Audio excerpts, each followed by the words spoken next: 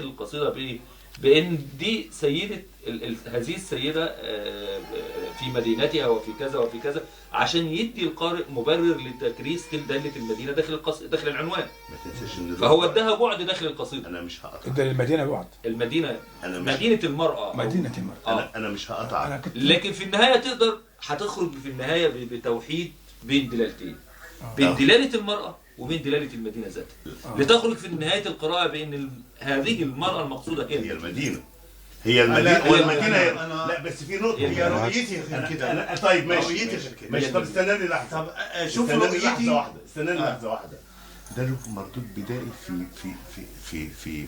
في قصيدة تانية. أتى من قريته. والريح هي طيف على ليل. هي دي طيف على ليل. هي جاء من قريته. هي طولها. معلش أنا مختلف معاهم كليا. أنت دايما مختلف. ليه؟ والله أرى النرجسية عند شاعر إسماعيل عقاب نرجسية ضد القصيدة، وليس ضد المدينة وليس ضد المرأة. يعني ضد القصيدة. يعني أنت تمارس نرجسيتك على القصيدة المتمنعة، فأنت بتقول لها لا أنا فارسك مش المرأة. المرأة لن تتمنع كده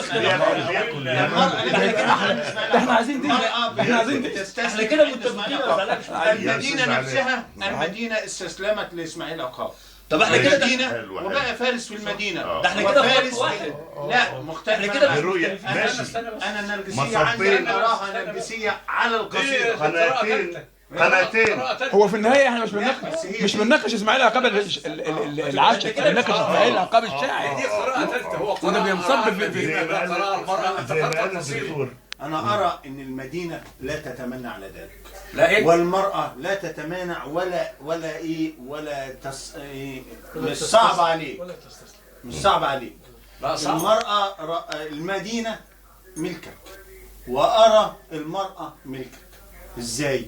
يعني أنت ما فيش مثلا نقوله المدينة برضه لم تتمنى على ذلك. خد بالك ولكن المدينة القصيدة أنت دايما بتحس إن القصيدة هي إيه؟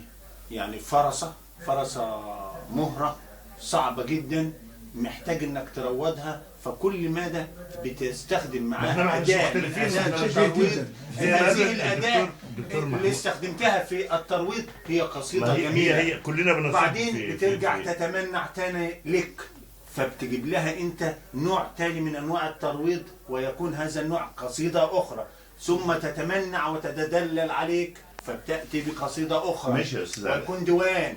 هي تتمنع وهو يحاول. مش مختلف بقى. ما احنا كده مش مختلفين. انت معاك كده نهرين. انت بتقرا قراءة أخرى انت كده بتواصل يعني بتضيف إضافة. مش مختلف. مش مختلف. وبتبعد عن النرجسية. مختلف في الصياغة.